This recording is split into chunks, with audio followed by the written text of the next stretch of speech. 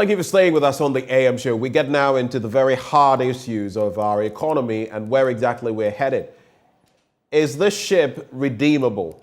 And with an IMF package, when are we getting it? What is this going to mean moving forward? Well, we have all of those salient discussions on our economy and IMF program, debt restructuring and otherwise from different dimensions right here as we get into our big stories. Joining us, Professor Lord Mensah. He's a lecturer at the University of Ghana Business School. Of course, we have others who will join the conversation and share their thoughts on these all-important matters. Professor Mensah, a very good morning to you, sir. Hello, Prof. Hello, can you hear me, please? I can hear you loud and clear. Hold. Right, thank you for joining. Do hold for me. We also have Sairam Kawo, senior lecturer at the UCC School of Business. Sairam Kawo, a very good morning to you, sir. All right. We'll also be joined by Dr. Cassiel Atto Forson, former Deputy Finance Minister, ranking member on the Finance Committee of Parliament.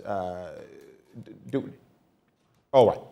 So let me start the conversation with Professor Mensah. On the back of the latest developments, we know that the IMF is in town. We're going to have 10 days of deliberations with them. And so far, from our end, the Ghanaian end, it's been optimistic. It's been positive. But when you listen to what Finance Minister Ken Ofori-Atta had to say yesterday, generally, do you get that sense of optimism? Yeah, from his briefing, clearly he's more optimistic. But then, for an ordinary Ghanaian who could not feel the macroeconomic growth that we had, somewhere before the COVID, thinking the economy was still hanging at the macro front without seeing it in his pocket, would definitely not be optimistic.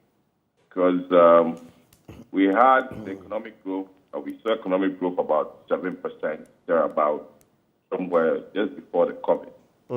And then the COVID, the economy plummeted, to the extent of getting to zero, thereabout. And it has started lifting itself. Now that we find ourselves in four, the finance minister indicated that the economy, in as much as we are finding difficulty, has started, lifting itself up.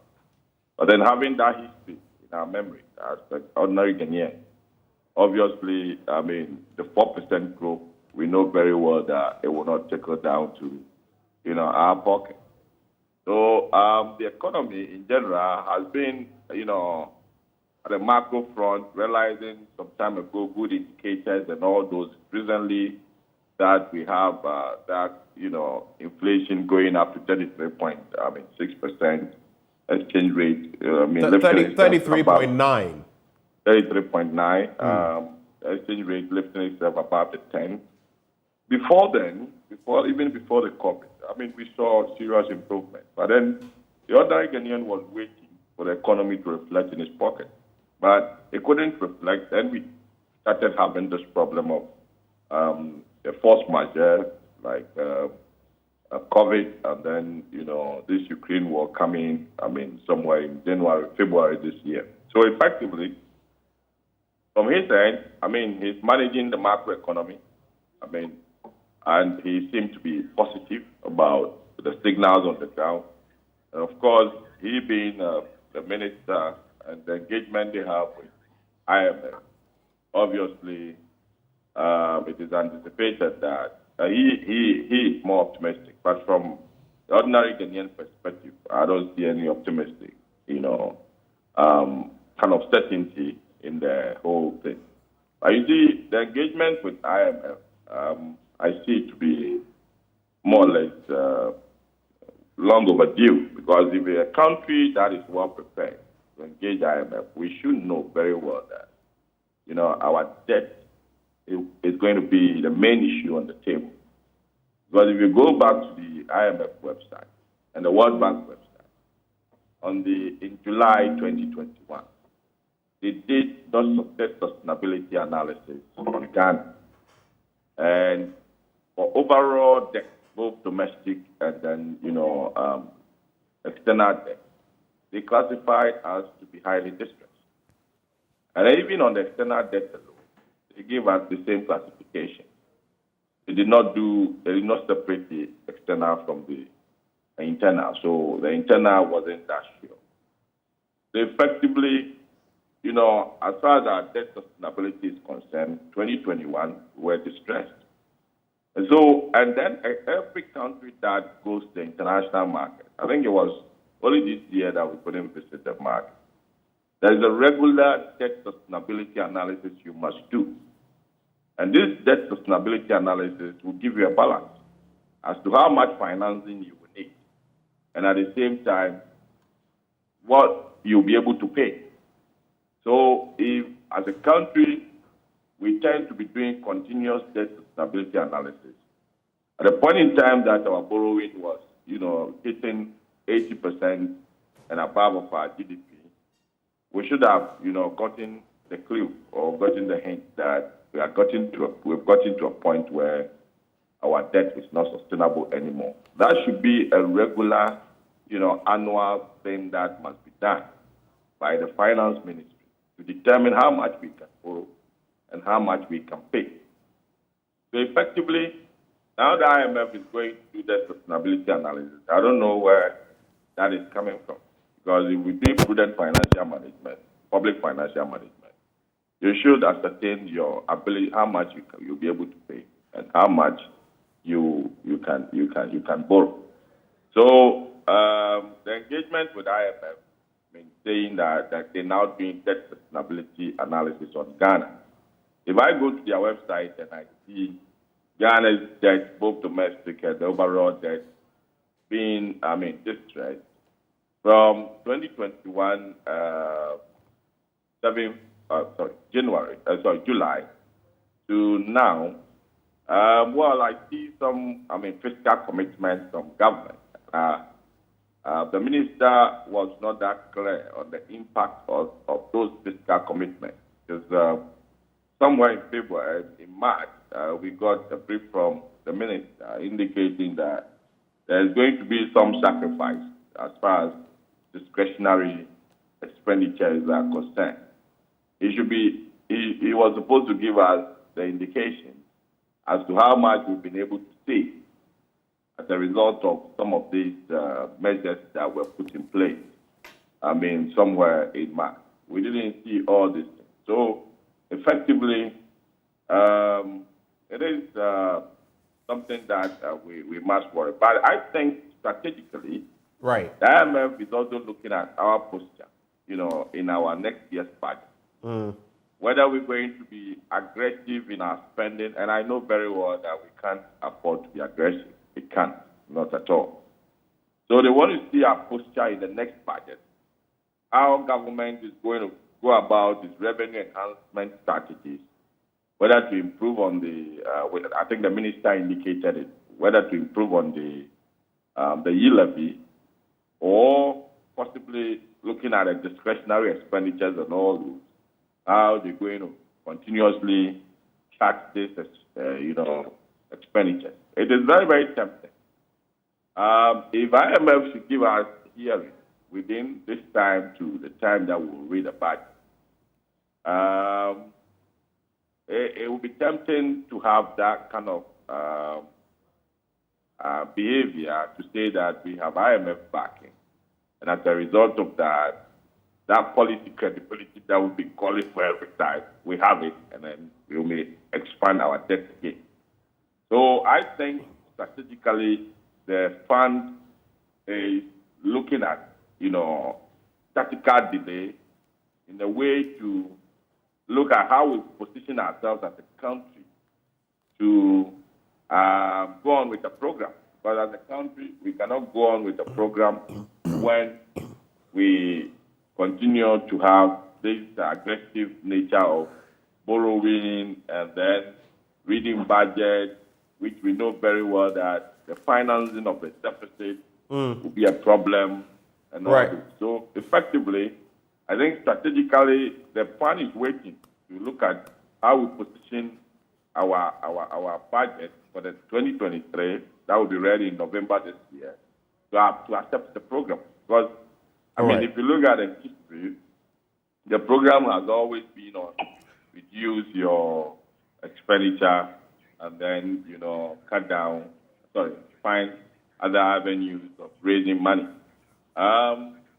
If you look at the posture of this administration, somewhere 2019 when we exited, before we get into further details, we'll have ample time to do that. My apologies. I just wanted us to tease out the underlying factors. You get it. A general assessment of what was presented to us yesterday. And then from there, we'll develop on those points. That's fine. Thank you. So just hold for me. Let me bring in Sairam Kaur, Senior Lecturer, UCC School of Business. Sairam, do tell me, we've been told that our economy is experiencing an uptake, or very soon we're going to see an uptake in our economic fortunes. Are you convinced? I am convinced that, yes, we will get some positive feedback, but not very soon. That should be in the second quarter of 2023. That is when we should be getting some returns on the negotiations that we are making now and then the steps that we are putting in place. Because our debt sustainability issue must be analyzed very well, and then the IMF will then determine the way forward as to whether they're going to grant us the amount that we need or they're going to reduce or increase it over the negotiation period. So it's good that we have the managers of the economy telling us that, yes, things are going to change, which we believe will change, but not immediately. Let me ask you, does that optimism, I mean, yes, the finance minister was very optimistic, just as the president has sounded as well. You say that, well, we may need to look past this year into next year to see how things go. But on these two crucial fronts, when he talks about the fact that they are looking, the economic management team is looking at getting us back on our lending prowess, so to speak, getting back on the international lending market in 2 years. Is that feasible? And again, when there is talk about a budget on November the 15th, hard decision, hard date given, confirmed, when in fact our negotiations with the IMF is not complete. We've not decided yet, as the IMF is now talking about debt restructuring and are not being there. I mean, when you look at these two dynamics, are we not overshooting it? I couldn't have agreed with you more on these two dynamics when we are trying to get back to the international markets where we can borrow money to do what we want to do. But then we are also negotiating now. And then we want to put out issues that have not been agreed on and then put it in our budget. We might be rushing things and we might go back to the same situation that we find ourselves in. Ghana once went epic and our debts have been cancelled totally. We have money that we have misused. Things that are supposed to be used, things that we are supposed to use the money for, we've not been able to do that. And now we are going back. Instead of taking our time to go through the mill and make sure that we do the right thing, we might be jumping the gun now by putting the issues down in the next budget that will be read in November. To me, we need to take our time in doing this and getting it right so that we will not go back to sing the same song. Going back into the international market, why are we so much focused on going to borrow? We are not focused on increasing productivity and increasing exports in our country, generating revenue from our country so that we can do things. It looks like our focus is so much based on getting loans to do the things that we are supposed to do. Our loan strategies now are not working for us. We borrow to pay debt. And once we are borrowing to pay debt, we are not working hard on our own to generate money from the loans that we have taken to pay those ones. Then we are perpetually going to be indebted all the time.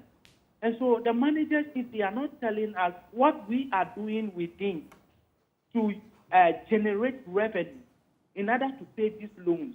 But we are just focusing our minds on going to the international market to borrow and all those things. Then that is very questionable on my part. Does it send the wrong signal then? Because when I heard it, my thinking was, okay, so we're eager to get out of the doldrums so we can borrow again. Is that the same signal you get? And is it bad? Because economists will also tell you that borrowing isn't necessarily bad. You can have huge debt, but it depends on what you do with your debt. So where do you stand on that? I get that particular feeling that the signal that is being sent, we want to go and borrow and all those things, is problematic. Yes, we agree that borrowing is not bad.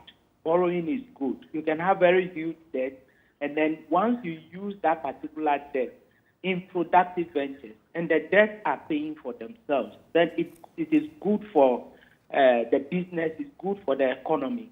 But in our country, Ghana, we go and borrow and put in unproductive areas of the economy where these debts are not paying for themselves.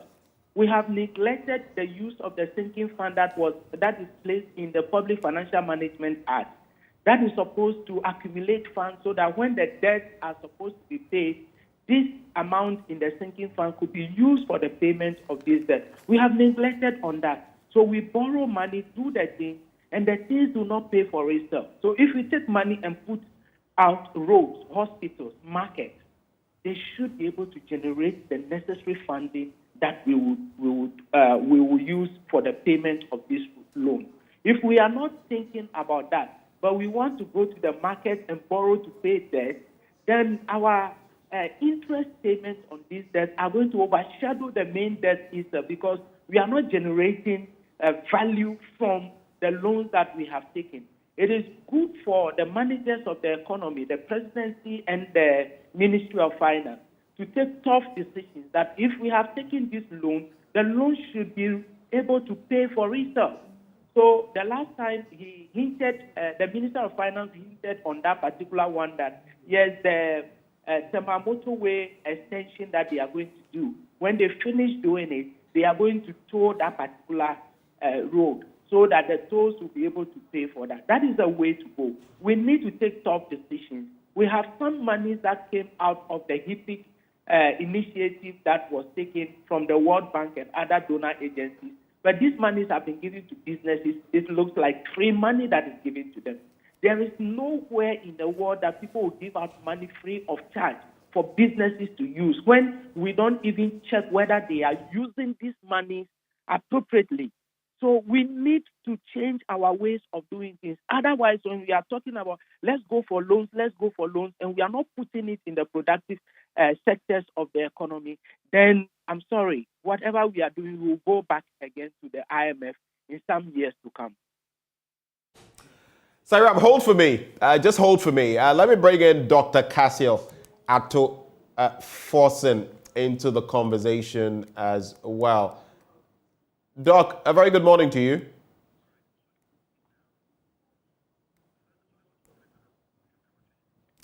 All right, we'll get back to Dr. Atto-Forson shortly. Let me engage Professor Mensah on these matters arising. So like you've heard Sairam say, for him, he finds some of these as surprising, the optimism. But the optimism is there.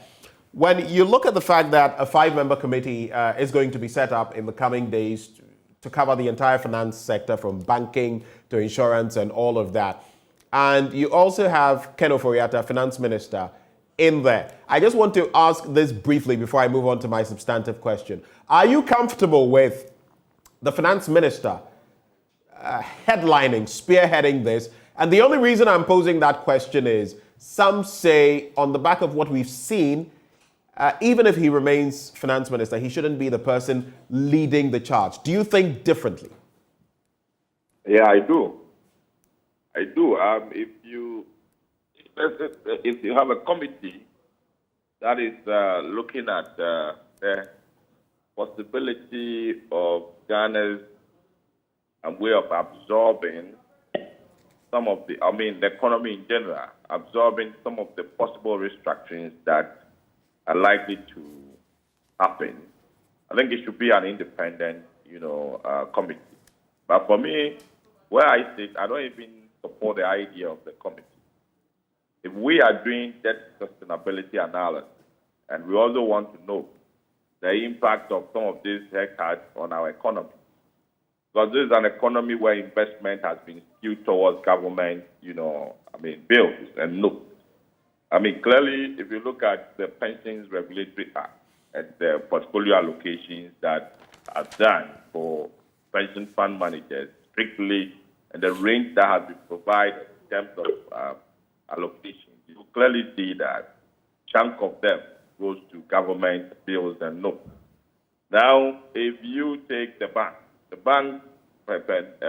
natural course of economics, look at the asset side, they have been concentrating more of their investment into government bills and those as well. So there's a serious, there will be a serious impact if there should be restructuring and at the end of the day, we don't really go into it well. So I was thinking that the debt sustainability analysis that will be done should take into perspective the country as a whole, right? Our debt situation, especially the domestic debt, situation. And then also look at the impact on the economy. And then possibly look at across the various institutions. If you profile, our bigger creditors in this country to the government, instruments, we should be able to deduce and say that this is the possible, absorption that some of these banks can do, some of these insurance companies and some of these pension funds can do in terms of haircut, so that at least we don't, look at committee. In this country, what committee report have we implemented so far effectively? So I don't think we may need a committee. All analysis we're going to do, as far as the economy is concerned, as far as the institutions that are lending to the government is concerned, we should embed that into our debt sustainability analysis. But rather, if we look at committee, I don't know what a committee is coming to do. So for me, the idea of having a committee in itself sometimes can slow down, the necessary analysis we're supposed to do on the economy to position ourselves for this IMF. But Prof, he talks about the fact, and I'd like to quote him here. He says these 5 people will immediately get to work to engage key stakeholders in the financial services sector, additional to ongoing engagements with civil society organizations, social partners, that is labor unions, employers, and others. You realize that we have quite a situation on our hands. The lecturers, for example, are up in arms again in terms of certain benefits that have been denied them. All these conversations are ongoing, even as we access, hopefully, an IMF program. Isn't it only fitting to have people, industry players, play this role side by side so that we can kill 2 birds, so to speak, with 1 stone? That is different from the debt sustainability analysis he's talking about. I was looking at a situation where we come beyond, this engagement and possibly the government goes on to do debt restructuring. Mm-hmm. That is what I was looking at. The 5-member committee he talked about, that is different from engaging the labor, engaging all other stakeholders. No, but he makes mention of the fact that these people are going to have that ancillary role as well. That's what I'm making reference to. Oh, okay, right. So then in that case, what is going to happen is that possibly by extension, they are looking at, how we can control our expenditure, and then possibly the stakeholders making some sacrifice. Of course, the sacrifice won't be, with the stakeholders alone. That, as mentioned in the in the briefing. But then is the Ghanaian, economy in general that must, sacrifice, in this time era, because at the end of the day, whatever the situation may be, government must cut down expenditure, and possibly cutting down expenditure can even freeze, salaries for some time. And so, by extension of this debt analysis, the committee is consulting the academia, all those labor units in the economy, I mean, it makes sense that way.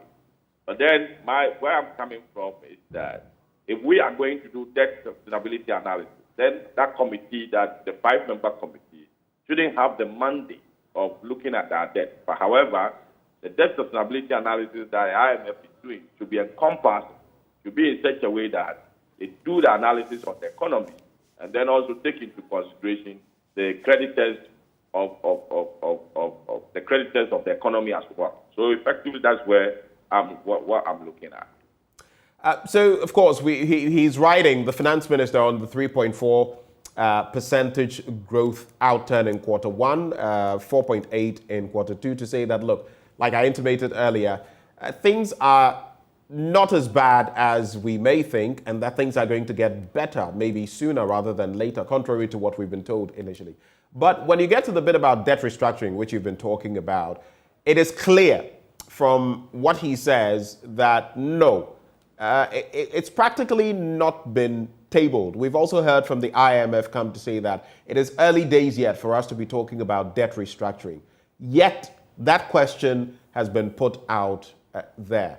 I remember the last time I spoke with you, you did mention that we didn't have a choice. We would have to restructure. I still have that opinion. Oh, yes. I mean, we have no choice. You see, government, the external market, looking at the situation on the ground now, America just increased their interest rate structures. So if you look at the premium that external financier to our economy will be looking out for, I mean, they may not look at our economy for now. So the local market is more or less a lender of a sort and of a last resort. And if government is struggling, to raise money to pay its debt locally, and the environment being the last kind of resort when it comes to, raising money, obviously, whatever you have, you may have to negotiate with the creditor, because the creditor may have to understand the situation on the ground. The creditor looking at the ground may see that, look, if I don't take that haircut, or if I don't take the possible reduction in the principal or the interest, I may lose my money completely. And that is what the processes of, getting to restructure. It happened that the country is about to default. If you look at our downgrade from triple C to C, double C, the signals are there that government is likely to default. So if government is likely to default, and at default, you lose your principal and your interest payment. If government tables restructuring, where you may get about 90% of your investment, as an investor, you will go for it. So it's not that government will do restructuring or government will not do restructuring. We have no choice. If you look at the signals on the ground, everything shows that it's about time we renegotiate some of our debt. And that is the main thing on the table. And the finance minister, looking at sometimes his speeches, the dynamics, the back and forth, the same finance minister who told us that we are not going to IMF. But it turns up that, we've ended up with IMF. So maybe we may not trust him, when it comes to all the things he put out there. I'm telling you that the situation on the ground, government has no choice than to restructure or renegotiate some of its debt. Those that are of, short term, there's a need for looking at possibly extending it long term. Those that are of higher interest to a certain level, there's a need to tell the creditor that, look, this time these things are difficult. You either take this or we default. That is how it is. So it's not like, we're going to restructure or we are not going to restructure. The external market has been blocked on us as a result of, the situation on the ground. The likelihood of payment when it comes to the dollar is difficult. So that is why the external market is not opening up for us. And it's not even Ghana alone. If you run across the African continent, the African continent has got to a point where instead of rolling out our export enhanced policies, we saw the Eurobond market to be an easy avenue to get in dollar to manage our exchange rate. So effectively, most of the African countries are going to be blocked on the, the international market. These things have been bubbling for so many years. The time is now. In Kashid Ghana, though the domestic market being the last lender of the sword, government may not want to default. Right. And as a result of that, the best they can do is to renegotiate on some of the debt. So it's not like there will be restructuring or there won't be restructuring. IMF, sometimes they are diplomatic. And being, an entity that normally takes decisions based on facts, they may want to get a detail of it before they come out. When you ask them whether there's going to be debt restructuring, immediately they landed at the airport. You won't get any feedback from them until they find out what is going on. But I'm telling you, on the grounds that government has no choice, one of the main things on the table would be to restructure it. All right. Government to have breathing space in the economy. All right. Prof, hold for me. Let me bring in Sairam Kawo. 2 points. It was a 7-point focus for Finance Minister Ken Ofori-Atta on which he expatiated. And 2 of those points are 3 and 4. Strengthening monetary and exchange rate policies. And 4, building strong financial institutions. The same Finance Minister told us yesterday that, and I want to quote him here, we simply have not reached any agreement with the fund on the parameters of any debt operations as we are in the process of completing the debt sustainability analysis. And then he talks about protecting the financial sector and not taking unilateral decisions that risk undermining the smooth operation of the country, economically speaking. On these 2 points, what would you like to see as this committee gets to work? Strengthening monetary and exchange rate policies and building strong financial institutions. And I ask that because of the threat of debt restructuring.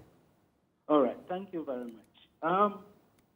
Strengthening the exchange rate regime and then a strong financial institution that we have in our country is something that we cannot compromise on.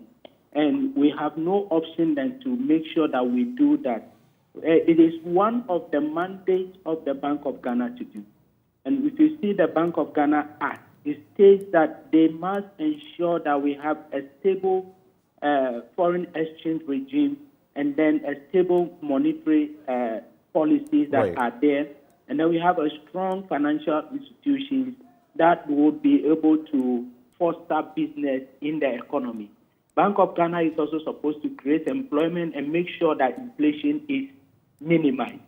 So looking at this, it is there. It is their job to do.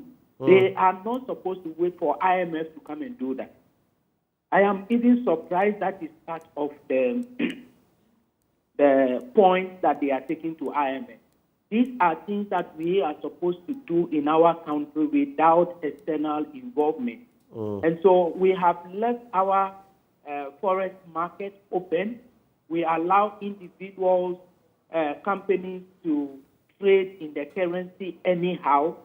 There are some online trading platforms that are available trading in our currency. You go to the hotels, they are trading in the foreign exchange.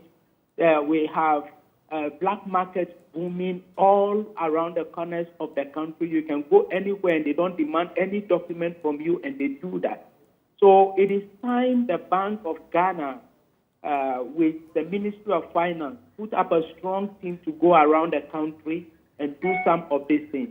One of the things that maybe that will be achieving is the 5-member committee that is being set up to go around the country and educate people and elicit views from the general population. If the financial system is broken down in our country, that is the end of Ghana. It's a very important institution that we need to protect with all our blood. And so the people who are working in the financial institutions must be people of integrity. We must have a lot of trust in them. Unlike what happened during the financial cleanup exercise, where Bank of Ghana gave some money to some of the banks which are supposed to be a relief for them to beat up their liquidity. And these banks use the same amount of money to establish other banks that we have. Some have polished their balance sheet to make it look good. Meanwhile, in reality, these things are not working. It means that the people who are working in the financial institutions, Bank of Ghana and the Finance Ministry must have a second look at it. The training of these people and their integrity test must be done so that we have a very strong institution that are available. We have today the banks calling people that they qualify for a loan and they should come for loan, when the people are not the ones who are going for it. We have situations where they will even call you and tell you that you have qualified for a loan. Come and take the loan and go and do a business, go and pay school fees and all those things. Once they are doing these things, it means that they are doing it for only the interest income they want to earn and boost their profitability over the period, and not looking at the soundness of what they are getting. We need to have a situation where the banks give out loans to people, but they have to follow up and educate the people on how to use the loans and monitor whatever they are doing. Most of the banks do not do. Some of the credit analysis that they are supposed to do on the customers before they give the loans, they do not give that, because they feel you are on a government payroll and they have a relationship with your organization, and then you sign an agreement with them and your salary will pass through their account, so they don't care about it. What about situations where people lose their jobs and they cannot pay this amount of money? And so the strengthening of our institutions is very key, and then the forest market is something that we must take a second look at. Right. And in every corner of the country, the police or the whatever institution that is responsible, the Bank of Ghana needs to partner them and arrest people, prosecute people. The forest bureaus must be mandated to do the right thing. Right. The processes when you go to the bank to have your forest exchange for you takes much longer time. They must try to simplify it for individuals who can go to these places and do it. That way, we can have a strong financial system that is running in the country. As we speak, when you look at the data that is available, Ghana have one of the weakest financial systems around Africa, the Sub-Saharan Africa. Our financial systems are weak. The issues of men's gold, DKM, and the rest that came up are clear signals that we have weak financial systems, and this controlled fraud that we see over time, we're taking advantage of the weaknesses that we have in our regulatory system and the lack of supervision that we have. And they took advantage of these things, and we need to control it. Right. Sairam, we're immensely grateful you joined us for the conversation. Some very insightful thoughts you've shared there. Sairam Kawo, a senior lecturer with the UCC School of Business. Let me go back to Professor Lord Mensah, and after that we'll be bringing you Dr. Cassiel Atto-Forson for his take on this matter as well. So interesting dynamics that we have to look at, that we have to contend with. We're looking at the medium-term macro-fiscal framework, as Ken Ofori-Atta put it. At the same time, we're looking at our debt sustainability analysis, and the IMF has said time without number that we need to be sustainable in terms of debt for a program. Then Ken Ofori-Atta says the country needs a viable domestic financial system to support its developmental program. Per your analysis, Prof, how do we get to that point of debt sustainability to kickstart this program? Because without it, it will be very difficult to get a program from the IMF, isn't it? Oh, yeah. I mean, you see, it depends on the government's posture. You see, what brings about the debt? It has to do with, deficit finance. Government, after 2019 that we exited, when we were with IMF, we're almost penetrating around 7% to our GDP when it comes to budget deficit. That means that the debt financing was quite gradually, reducing. And then in the end, immediately we exited the IMF, we jumped to 11% budget deficit to our GDP. The next year, we came to around 15%. By the time you realize, we were doing about, 13 before 15. And it's the financing that causes, this debt financing. And even this year, the testimony was clear. I mean, somewhere in last November's budget for the 2022. Clearly, government foresaw that, the international market would not be good for us to borrow from. So they tilted, the financing of the budget deficit to the domestic market. And so that tells you that it's the way we manage our budget that will, call for control in terms of debt. If we continue to position ourselves in such a way that we always want to aggressively spend, right, to know that, yes, the economy is doing well because we've spent this amount and we've spent that amount. Obviously, the expenditure may not be hitting certain key areas of the economy that will spur up the growth that we need. So we may have to look at how we spend in the economy. When we decided to control this year our budget, what did we do?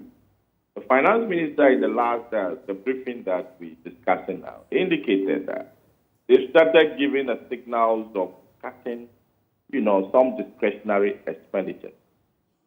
What happened last month?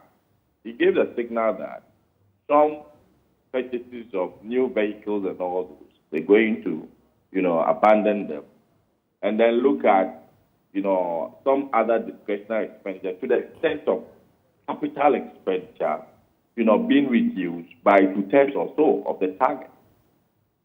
These are all things that if we continue, and we should take it as a project. We shouldn't look at it, this year because we won the IMF program, that is why we are positioning ourselves, in that manner. Right. It should be a continuous process for the next, 10 years. And that should be able to take us, out of the economic, situation that we find ourselves in now, with debt swallowing the entire country. And what is happening is that you cannot get up and say one day or in a particular year, because if you take, an economic output and you relate it to our debt, if you freeze all economic activities and then you look at what is being generated in the economy, it should be able to pay our debt in a year. But we've not got it to the 1%, 100% yet. But you cannot freeze economic activity. You may have to look at it as a project. So that's why anytime we go to IMF, our best some way somehow to put the economy in its position. Because within that period, they're able to control our budget deficit. They are able to control how much the government takes of the Bank of Ghana. They are able to control so many things that they think when the government has a hand to it, it spurs up what we call the inefficient, expenditure. Because what has brought us so far is how government is spending, but the spending is not, hitting the nerve of the economy to drive growth. That is the problem. Right. So while we find ourselves with IMF, we should be able to look at our expenditure line. And I always call it, looking at it as a system. The economic management system. You are... And maybe, Prof, that could be your final point. If you could wrap up on that point for me, please. Okay, then, please. Right. You are managing by, making an input, which is the expenditure. Right. But then you always have to look at how this input into revenue generation. Because when you are spending and the expenditure is not building up into revenue generation, at the end of the day, you end up borrowing more and you continue to borrow. And that is why, the last time we went to the Eurobond market, that's somewhere in 2007, we cannot even pinpoint. That was the first time. Right. We cannot even pinpoint the exact thing we came to do with the money as we sit here. So effectively, it has to do with the way we spend and the way, so I see it to be kind of a project we should look at it for the next 5 years to say that the way and manner we're going to spend, it's supposed to be 1-to-1. If we put in 1 unit of expenditure, we expect that it should be able to generate another unit of revenue for the country. Professor Lord Mensah, grateful for your time. He is with the University of Ghana Business School, and he's saying that we should be looking at projections over the next 5 years as far as an IMF program is concerned. Let's now bring in Dr. Ato Forson, former Deputy Minister, ranking member on the Finance Committee of Parliament. Doc, a very good morning to you. Thank you for joining the conversation. Good morning. And sorry for holding you for quite a bit. I'm okay. I'm okay. Occupational hazard. Right. Thank you so much for understanding. When you look at what Ken Ofori-Atta told us yesterday, he gave optimism. He spoke, for example, 2 things that I've already mentioned. November 15 for a budget reading, a statement on the back of, hopefully, an IMF agreement, some sort of agreement. Then within 2 years to be able to hit the international lending market again. In fact, he talks about a Ghanaian miracle, going back to look at the Irish Celtic miracle. Were you that optimistic? My brother, to be honest with you, I'm not. And I get worried by the day. Because a miracle can only come if you prepare yourself to embrace what it takes to bring the miracle. In the case of Ghana, we need a complete buy-in from the ordinary Ghanaian, from the civil society, the political class, cutting across the political divide, the media, and everybody before that miracle happens. But I'm sad to say that the government of the day is failing to lead that process where everyone get to understand that we are in a position where total sacrifice will be required from all of us to put the country's economy back on track. Where total sacrifice will mean what exactly? The fiscal consolidation that we would need to bring the miracle, the economic decisions that economic managers will have to take will come at a cost, painful cost. It will increase the hardship. It will mean that certain decisions will have to be taken. That decision will certainly not be palatable. But in the end, after some years, that will be the bitter medicine that we'll have to take before we get to the level where we will see a complete miracle, where we'll say that our economy is back on track, unfortunately. But you see, the government is hiding all of this from us, the ordinary people. We are feeling the pain without the president addressing the nation, without the head of state, the one that Ghanaians voted for, the father of the republic. He should be able to tell us the exact position of the country and where we are going.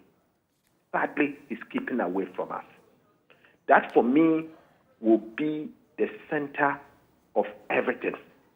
If a miracle will have to happen, that must happen first.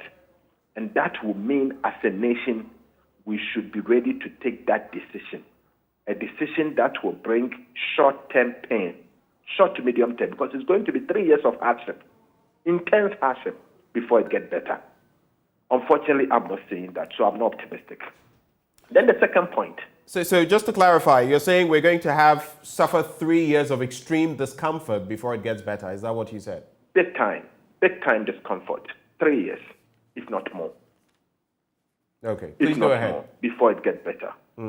Then my second point has to do with the fact that the managers of the economy, who should know better, doesn't convince me anytime they speak. They don't seem to appreciate the magnitude of the problems that we have as a country. And so therefore, if you don't know the problem, the right sickness of the country, you cannot give me a good prescription of what will solve my disease, the sickness that we are in. So until you go to the right doctor, for you to get the right medication, you are doomed.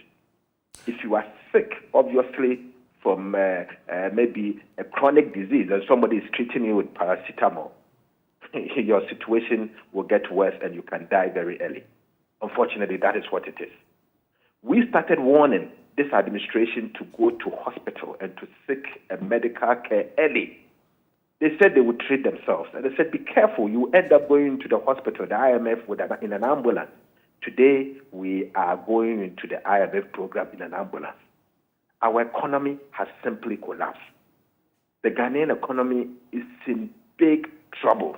They are failing to tell us. We need to understand that we are not in a good shape at all, and the situation will get worse before it gets better. Then, my brother, the minister in his statement made certain key points. The first one is they are looking at getting an IMF program by November. Well, I doubt. I have my key doubt. From now to November is obviously about a month and a half before the budget will be read. 6 weeks. The IMF is yet to complete the debt sustainability analysis. That's the first point. If you complete the debt sustainability analysis and comes to a conclusion that the debt is unsustainable, that we all know is unsustainable because obviously we in opposition, we've done our own debt sustainability analysis and we know the debt is not sustainable. But obviously the fund will have to confirm that. So when they confirm that, they will need to come to some form of understanding how to do this, what we call debt treatment. So quick clarity again, quick clarity. So from where you sit, you can tell that the fund is going to, determine that our debt is simply not sustainable. Ghana's public debt is unsustainable. Thank you. Thank you. Go ahead. I can say that government will have to agree on in a form of debt treatment. What form of debt treatment will it be? Considering the kind of debt that we owe, DSSI, Debt Service Suspension Initiative, is off the table because our debt is largely owed to commercial debt holders. DSSI is equivalent to HIPIC, so that is not the option that Ghana can take. The only option left for us as a republic is debt restructuring. You restructure your debt, then you have to make a decision to either restructure your domestic or external, or maybe both. That decision must be made. And remember, the IMF will not lend to a country with an unsustainable debt. So as soon as you have an unsustainable debt, the negotiation becomes a matter of a decision on the debt treatment before you can continue the negotiation. So the next 6 weeks, I do not believe that decision can be made. And the IMF is here only for 10 days. They will leave, go back to Washington, and obviously the government team will have to move to Washington to go and continue the negotiation there. And probably they will have to come back 2 or 3 times before a final decision will happen. 15th of November doesn't seem feasible for me. So it's not realistic? It is not. Because look, after the decision is made, obviously government will have to make an announcement. And that announcement will mean that you have to call for creditors committee. And the creditors committee will need to come to some form of understanding. It's a lot of legal work and it's a lot of financial work. So you need an independent legal arbiter and you will need an independent financial arbiter. The two put together, you will need to have an understanding the way you are going. That would take like 6 months. I do not believe that decision can be made now and a concrete understanding will be made. But fast forward, what is also very critical is for Ghana to understand the magnitude of debt relief that we will require for the country to come back to sustainable debt limits before an IMF program. So if the IMF come and say that, look, because of your debt levels, you need a debt relief worth, let's say, $5 billion. Then it's up to you as a government to decide who you are giving the relief to, who you are getting the relief from. Either you are getting it from domestic, external, or a combination of both. That decision must be made by the Republic. The fund will not make that decision for you. So that decision must be made. Now, I am surprised that the nation is, or the Minister of Finance is creating impression that within the next 6 weeks, that decision can be made. They will rush us through it and we'll end up making big mistakes. He should tread cautiously and make sure that this decision that they want to make, this decision, he has to make it in the interest of the country. And he should not make that decision alone. He's only a minister responsible for finance. The president and the government have 2 years left in their mandate. They should not take a decision that will destroy the future of the country going forward. That decision must bring on board the academia. It must bring on board the civil society. It must bring on board the political class, the divide of the political class. And then all of us will sit on a table and make a decision that will preserve the forward march of our country. That is important. Then the issue that he raised, that they intend to go back to the market, hopefully within 2 to 3 years. I don't know where he's getting his hope from, but I can assure the Minister of Finance that, Honorable Minister, the truth is you have broken the yoke of confidence and trust the market, particularly creditors, has in the Ghanaian economy. You've broken it. To rebuild it, you will need years, a minimum of 5 years. I say this for a reason that, look, today your credit rating is in C, not triple C, but double C. In fact, on the day of your announcement of debt restructuring, it means you have defaulted, and so your credit rating will move to D. Mark it on the wall. Any day they announce officially, Fitch, S&P, Moody's will downgrade Ghana to D. So D is looking at us. Hopefully by first quarter next year, Ghana will be rated D by credit rating agencies. It will take you a minimum of 1 year to move from D to triple C. Another 1 year to go to another level.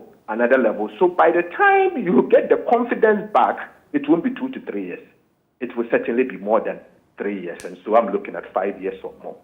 But I'm surprised. And it looks like the government's main objective, why they are taking this country through this painful restructuring that is tearing at us, based on the fact that they have borrowed left, right, and center and destroyed the economy in a way that is so shocking and unbelievable, is for them to go back again to borrow. This government wants to go back to the market and borrow. And I can't just get it. This is the very attitude that has destroyed our livelihood. This is the very attitude that has destroyed this economy of ours. And you still want to go back there and borrow in 2 to 3 years. I mean, what book are they reading? Who is in the room actually advising these people? I just don't get it. This MPP administration has run this country down based on their attitude of borrowing. The debt appetite is unbelievable. I don't think we should encourage it. The focus is not to go out there and borrow again. Right. The focus is for you to fix your fiscal, and the fiscal needs to be fixed and fixed now. That is where the problem is. All right. Let's take a quick look at this. We're all talking about debt sustainability.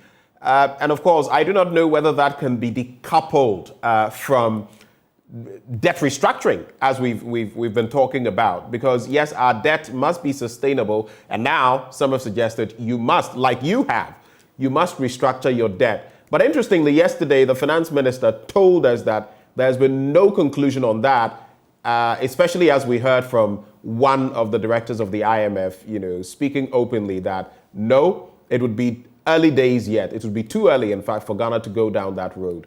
Are we missing something? Is it definite that we'll go down that road? What do you expect the fund to say? I mean, the fund is a diplomatic institution. It is not for the IMF to make an official pronouncement that Ghana is going to restructure its debt. It's the government that has to make that statement. The minister will certainly have to manage expectation or manage the public outcry. I mean, the passion out there. He has to manage it. And so he has to start, slowing down gradually and build that confidence in a way that people will not be too worried about it. So he will have to say that. And I don't fault him for saying that.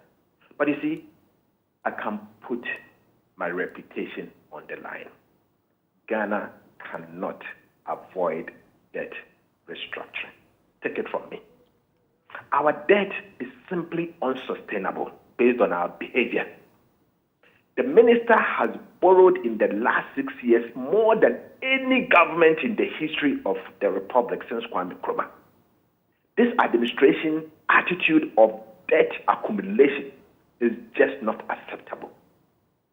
As a result, Ghana's debt is unsustainable. You can apply any sustainability formula, whether academic, practical, IMF, or whatever. You can do market access DSA is unsustainable. What do you call it? Low income country DSA, their sustainability analysis, Ghana is not sustainable. You can go and apply an academic methodology, probably econometrics model. It will still tell you our debt is unsustainable. The numbers are there to show. You can conduct an ability to pay analysis. You will notice that our debt is simply unsustainable. We are in deep trouble. So I'm saying that yes, the fund will say that it is too early yet. They never said that it will not happen. Obviously, as I agree with them, they will have to do their own independent analysis based on the data the government has given to them. Independent analysis based on the data the government has given to them. And then coming to the realization that the debt is unsustainable first. And second and most important point is that they will have to agree with the government the quantum of debt relief that the country would need to get from creditors to make the debt sustainable before they can come in. So they cannot jump the gun and say that the debt is unsustainable. Because as soon as they mention that, they have to talk about the fact that Ghana needs X amount of money to bring it back to sustainable limit. And they are not ready yet to make that statement. Let's give them time, but I know that this is something that we can't avoid. Let's prepare ourselves as a country. I would like to be transparent with the people of Ghana by telling them, everyone, that please be ready, because restructuring is inevitable. It will hit us today, tomorrow, or someday. It is coming. Debt restructuring is coming. In a minute, I just want you to address this because Ken Oforiatta also talks about restoring macroeconomic stability and that being the goal of the team. And then there is also that commitment to ensuring that a comprehensive package is negotiated with the aim of restoring and sustaining that same stability. Just to confirm, so this cannot possibly be achieved in these negotiations before November the 15th when he tables a new budget, when he supposes he will table a new budget. Okay, so key points. Based on the fiscal situation we will have, sustainability will not come on a silver platter. You will need some action to bring the country's instability, in quote, economic instability, back to stability. You need some action. For example, because of huge government expenditures, our expenditure levels are way higher than the revenues that we raise. And so therefore, government faces a decision to be made. One, are you going to raise additional taxes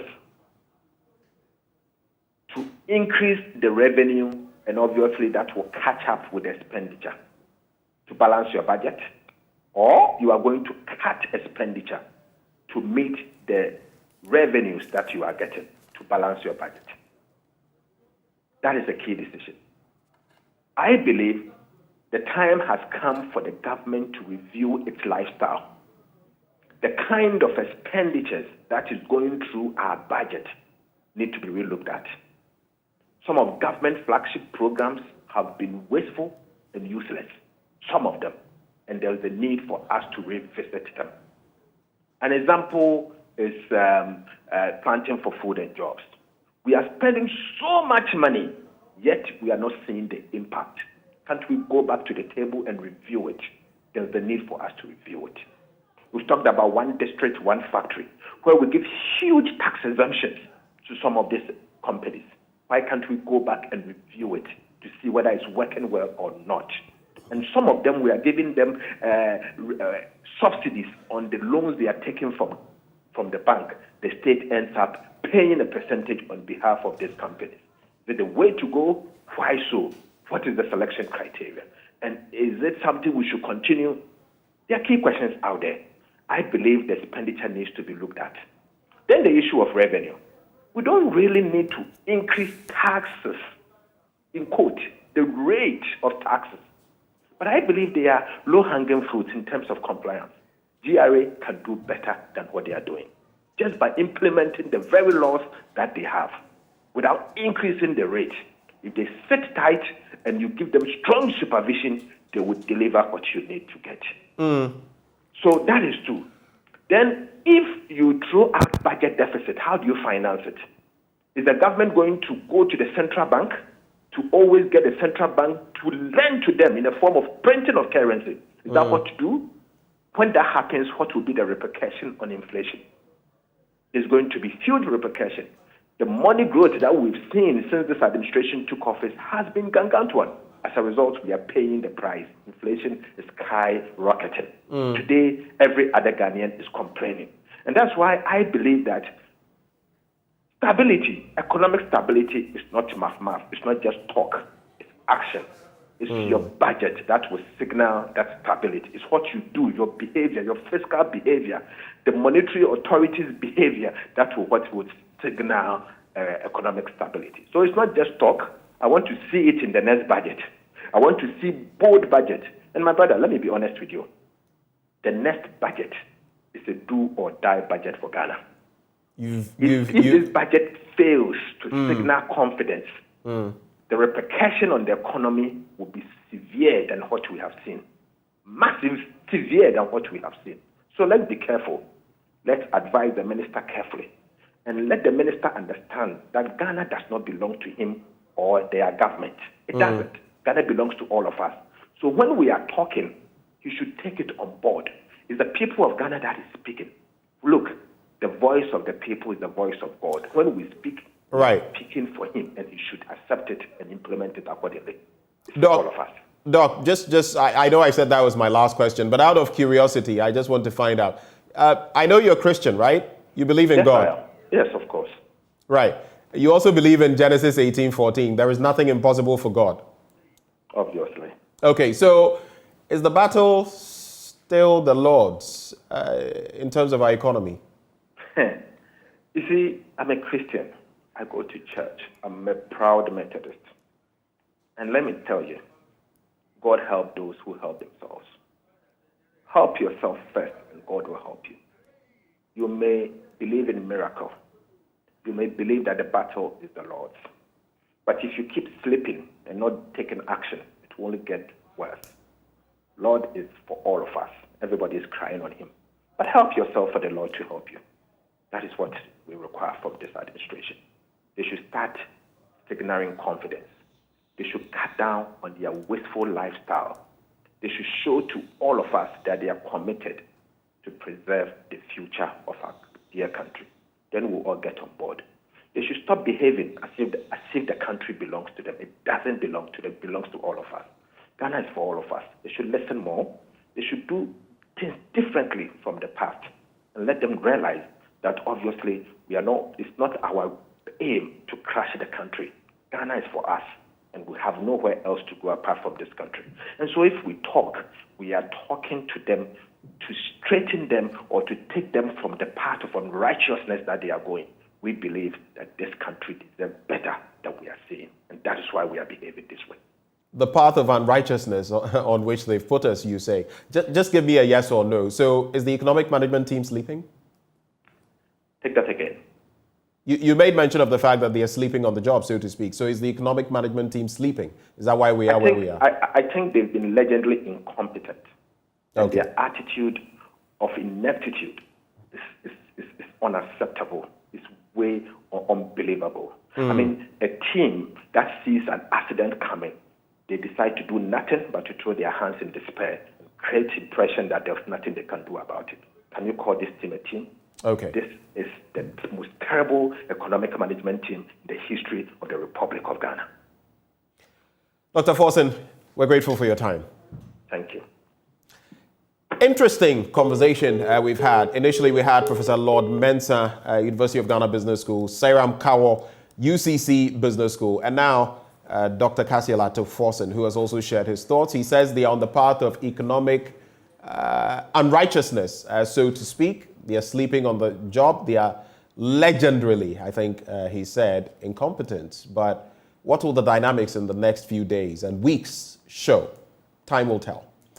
We'll be taking a break, but before we go, hello Ghana. Happy moment is here. Let's storm World Cup Qatar 2022 with Storm Energy Drink, Puma Soft Drinks, and Awake Drinking Water from Kasapreko Company Limited. Simply buy your favorite Storm Energy Drink, Puma Soft Drinks, and Awake Drinking Water. All you have to do after that, text the 4-digit unique number on the neck of the bottle to short code *780# and choose option 2. Follow the prompts on all networks for free. You could actually be one of the lucky winners to get to this year's World Cup in the monthly draw. You could also win TVs, fridges, microwave ovens, mobile phones, home theaters, free drinks, and more instantly. So don't waste time. Grab a bottle of Storm Energy Drink, Puma Soft Drinks, and Awake Drinking Water, and let's storm Qatar this World Cup. This promotion is on the NLA Caritas platform. This advert is FDA approved. Do remember though, terms and conditions do apply. After the break, we'll be engaging you on your thoughts on these discussions we've been having. Do stay.